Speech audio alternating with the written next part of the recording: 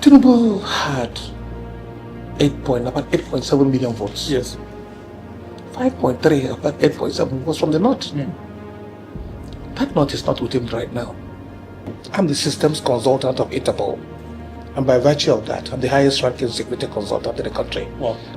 Our government, all tiers of government, both state, local government, and federal, are not serious about security. Wow. Despite all advices, all efforts we have made to put across advice that ordinarily government ought to pay large sums of money for, we have given them free of charge. Let me give you an example of what I mean. Number one, you can hire anybody into a security position without knowing who he is. Is he a criminal? Is he an active terrorist fighter? Is he using stolen ID? These databases are available. But let me tell you, at the risk of, without fear of any kind of contradiction whatsoever, DSS doesn't use that equipment. Or EFCC doesn't use it. Nigerian Police Force does not use it. So the question is, where do they do their clearance from? Do you know that we don't use the stolen vehicle database in Nigeria? We're not using it. Vehicles can come into the country, we don't know if they're stolen. That is what has given us an almost bad name from European countries. If you steal any vehicle outside this country now, a good destination for it is Nigeria. And unfortunately, it is sad to say it, but it's true. I want anybody to contradict it. Nigeria is the only country in the sub-region of West Africa that is not using the stolen vehicle database. Are we cost? Our guest today is Chief Chekwe Udensi, Global Security Consultant, politician, and political analyst. Chief, without further ado, let's get right into it. The insecurity crisis bedeviling our country, particularly originating from the northeast, which has now blown across northwest, north central, and is moving gradually down south. Is this a failure of governance or a failure of the northern elite? What do you attribute this security challenge, intractable security challenge, to? It is not a recent thing, and it is not just moving south. It has been here, it has been with us. If you look at the crime desk, you see exactly what we have. The situation is exasperating the more. It is a problem, a very big problem, and we have associated this problem to different reasons. One of the major reasons is when you have the enemy within, the enemy inside. Apart from the inaction of the government, not the action of government. Our government is more of inaction than action. About the inaction of the government. Within the security circles, we have very disturbing number of those who are sabotaging the efforts of anybody, including the government. That is where the major problem is. The insecurity in the country is surmountable by two ways. First and foremost, we have advised government. You must do the needful. The very basic thing to do first and foremost is to make sure that those you are hiring into law enforcement must be those who are not criminals by themselves. If you hire criminals into a system, they will certainly sabotage that system. There's no doubt about it. If you now hire those who ought to bring value to our security apparatus, the next thing, which is very important, this government have ignored it severally, despite our numerous warnings. You must pay a livable wage. If you pay peanuts, you get monkeys. There's no doubt about it. And the danger there is that when you provide security tools without paying livable wage, the first law in nature is survival.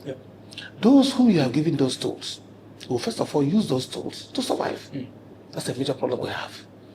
It is not necessarily the availability of the tools. It is our inability to pay livable wage to sustain those who are going to manage the tools. And also, most qualified hands, all our professionals, skilled workers, are going out of the country where their efforts can be properly appreciated. These are the basic problems we have that have exacerbated the problem. And we have advised government, this is surmountable. The problem can be resolved. But unfortunately, we don't have enough political solution. I mean, those who have enough courage to create this change. But we can see lately that the government is becoming very positive towards our suggestions. First and foremost, we are very much opposed to the idea of getting a politician whose record in the area of security cannot be sustained. You make him the Minister of Defense in a country bedeviled by serious security problems. What will he do? Learn on the job? That's not what we need. Or maybe even circumvent the effort of government themselves. So government have taken a very positive step by bringing in Chris Musa, who have advocated severally the need for changing the system. However, don't forget that Chris Musa too he had an operational position. He was Chief of Defense Staff. That was operational position, more operational than the Minister of Defense. But the policy issue can override the operational issue. If the policy is wrong, the operation can be right. So now we have the policy right through Chris. Let us hope now the operation mixed up with the policy will give us good results. Thank you for your initial opening remarks. Thank you. You raised two critical issues, and I want us to dig a bit further into this. Number one, background check of people being recruited into the security agencies, military, police, and the rest of them. Because recent cases, this is a very poignant issue you raised, because the killings of the Major General was, maybe Major General, Brigadier General was kidnapped, Brigadier General, and then was killed. The fallout was that somebody gave, an information that they should pull out, something like that. So who leaked that information? And then in one of the mass kidnapping cases that happened recently, this issue was also signposted, that there is an internal sabotage of the efforts of this. So how do you... Have you forgotten the attack at the Kuje prison? Exactly. Where just a few hours after the security apparatus was dismantled, the very major generals of Boko Haram that were being escaped. They broke prison and escaped. So my question, Chief, is that have you made, because this is your terrain, you're as qualified as any of these generals, because I know you, I've seen your dashboard, global dashboard where you monitor, security situation, even though it's on a specific case of maybe cybercrime and all of that. Have you made any suggestion in terms of serious, procurement issue to the government on how to do background checks on recruitment, even existing, officers and men of the military? That is one. The second issue, which you touched on, is whether there is, political will on behalf of, on the hand of government. What's your take on this? Well, you better understand me better. I'm the systems consultant of Interpol. And by virtue of that, I'm the highest ranking security consultant in the country. Wow. At the risk of sounding immodest. Why are we not benefiting from this? So permit my arrogance. No, it's not that. I know you very well. That's what I said. I know. So now the fact remains that our government, all tiers of government, both state, local government, and federal, are not serious about security. Wow. Despite all advices, all efforts we have made to put across advice that ordinarily government ought to pay large sums of money for, we have given them free of charge. Let me give you an example of what I mean. Number one, you cannot hire anybody into a security position without knowing who he is. Is he a criminal? Is he an active terrorist fighter? Is he using stolen ID? These databases are available. But let me tell you, at the risk of, without fear of any kind of contradiction whatsoever, TSS doesn't use that equipment. Or EFCC doesn't use it. Nigerian Police Force does not use it. So the question is, where do they do their clearance from? Yes.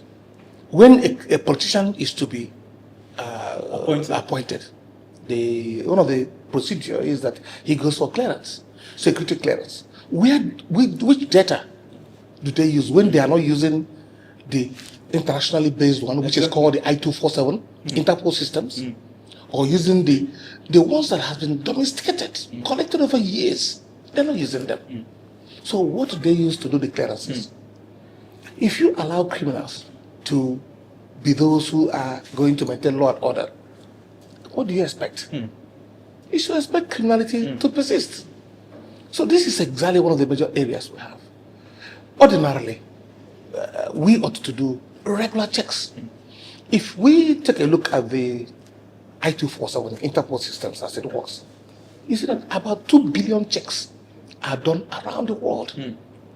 About 2 billion daily. Daily. Routine checks. Constantly. So what law enforcement around the world does is to make sure they check those that are either traveling, using government facilities, or those who are also using public facilities. One way or the other, check if they are one, wanted persons, two, if they're using stolen ID, three, if they are terrorist fighters, or some other people who, even those who have broken from jails. Yes. The therapists are there. Yeah. But are we using them? We're not using them. There are things that ought to be in the system that are not in the system. We have suggested that severally. And we have even preferred free solutions to them. Free softwares and hardwares. But government is reluctant, except if it has to do with contract, where somebody else has to benefit from contract. When you come and tell them you are giving them a free system to use for security, they are suspicious of you. You are wanting to create some level of poverty for them. That is exactly what the problem is. So our men and women who are in positions of authority, I do not know where they learn their security from. I do not know why they have decided not to use the internationally known standards of security, the data around the world that the whole world uses. Do you know that we don't use the stolen vehicle database in Nigeria? We're not using it. Vehicles can come into the country. We don't know if they are stolen. That is what has given us an almost bad name from European countries. If you steal any vehicle outside this country now, a good destination for it is Nigeria. We're not using the stolen vehicle database, either for import of the vehicles, renewal of vehicle licenses, or even registration of vehicle licenses. We're not using them. And unfortunately, it is sad to say it, but it's true. I don't want anybody to contradict it. Nigeria is the only country in the sub-region of West Africa that is not using the stolen vehicle database. It's unfortunate. We're not using it. Efforts has been made severally for us to use it. To domesticate it. To domesticate it. No, we have it here already. It's at the police headquarters. So why are they not using it? Well, go ask those who are in charge. Wow. Ask those who are in charge. What is your problem? Yes. Are we cost? A system that is free of charge from Interpol, being used by every country of the world, including the sub-region of West Africa, and you're not using them. Let's assume it is crazy. If everybody else is crazy and you're not, then you're insane. That is the problem we have. We're not using the systems. We're not using that has been provided free of charge. All law enforcement agencies in the country are not keying into this system. And that's very unfortunate. This is scary, Chief. Another issue you touched on in your opening remarks was the issue of low wages to security personnel as a contributory factor to this, burgeoning insecurity that we have. Because, I mean, just like the analogy you used, if you pay peanuts, you get monkeys. Why is it that our leaders, political leaders, president, governors, and local, why can't they see the nexus, the connection between low wage or low payments of salaries and the tendency for an armed officer, an armed policeman or security man to use this arm you are giving them, on the people they are meant to protect? Why can't they see the connection? And so that I don't come back to you on this. I want you to take that with the northern elite, both political, sociocultural elite. Are they being honest in the fight against insecurity? Are they being honest in your assessment? Or are they just hiding under religion and other, primordial sentiments? We have our reservations. Let me take the last one first. Yes. We have our reservations. When we say we, who are the we? I mean, those of us in security circles. Okay. It's not just only the London leaders. Okay. Nigerian leaders, as in a whole, are hiding under something not to do what they ought to do. Why would you think so, sir? Or what would be the motivation for that? Procurement? I don't know. I do not know what it is. We have tried to deduce some reasons. Okay, such as? One, it has to do with putting wrong people in the places they ought not to be. Like I mentioned earlier, I said, if you go and pick up a man, yes, he was a former director in service, former governor, and then you make him Minister for Defense. Yes. What do you want him to do? Work in defense? He will start the first 2-3 years. He's learning the job because he doesn't understand defense mechanisms, initiatives. He doesn't understand even security basics. He doesn't know it. So you must have to put the right person where he ought to be. Around the world, when anybody is to be given any position, the question they will ask is, what qualification does he have that justifies that office you are giving him? In Nigeria, we don't do that. The question we have here is, what loyalty does he have? Around the world, it's no more certificate that people use. Today, around the world, they use certificate. What do you sabi? What do you know? Practical experience. You must have to have the capacity to do something in an area you profess to look after. You cannot just go into an area that you don't look after. Let me also give you a very serious factor. You asked me earlier about income and wages. Why are we not paying that?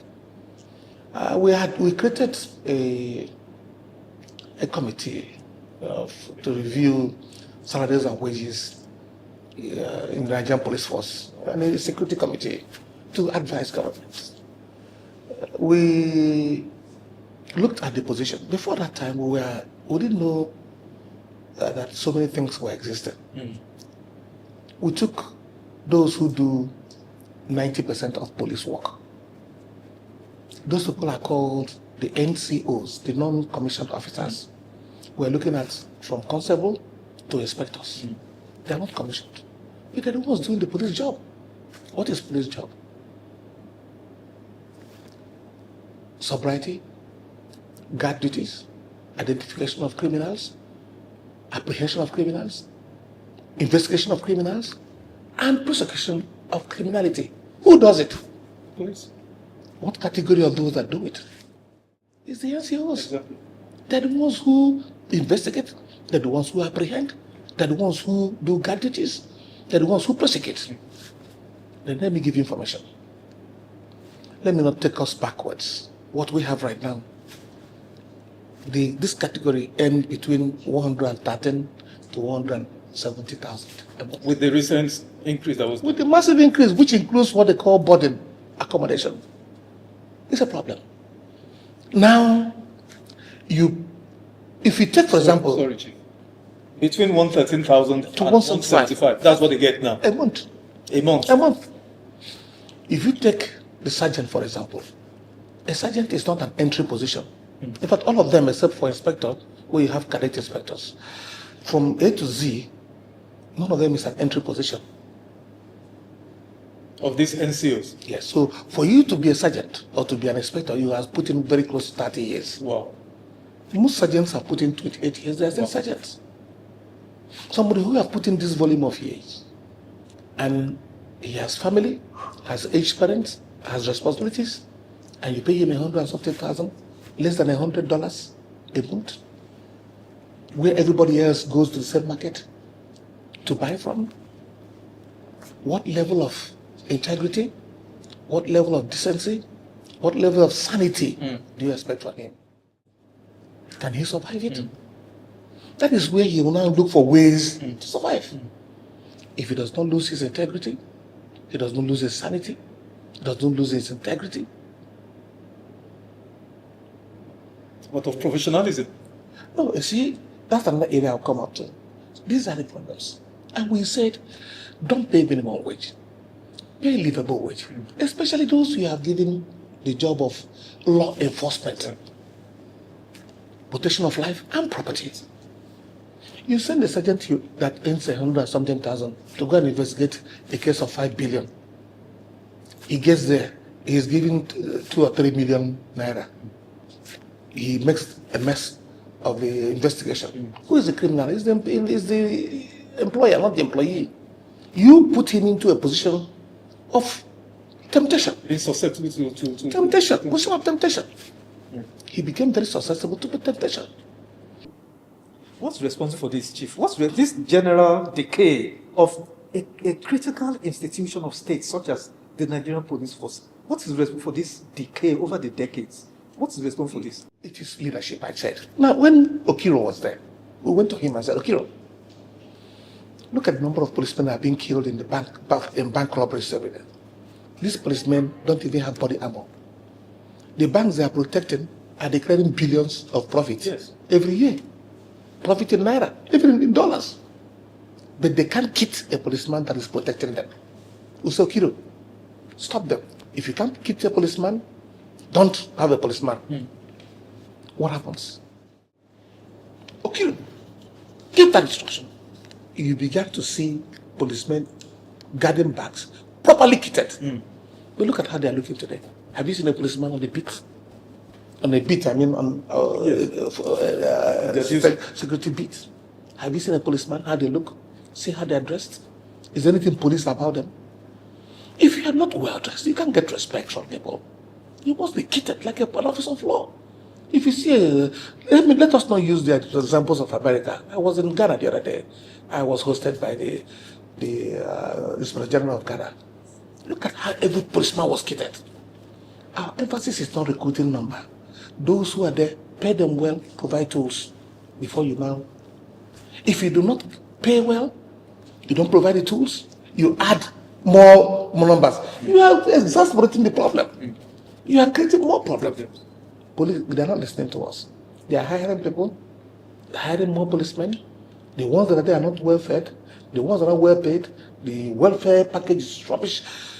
And also, have you ever made any efforts to go to a police barrack where they live? Chief, If you go in there, you can't eat. we can't even go to that act. We will not come out of it. I mean, we didn't even touch on the weapons, the weaponry, that our policemen carry in comparison to maybe, terrorists and all of that. But we'll do that another time. Chief, let's switch gears, because this is really depressing. But do you believe the 2020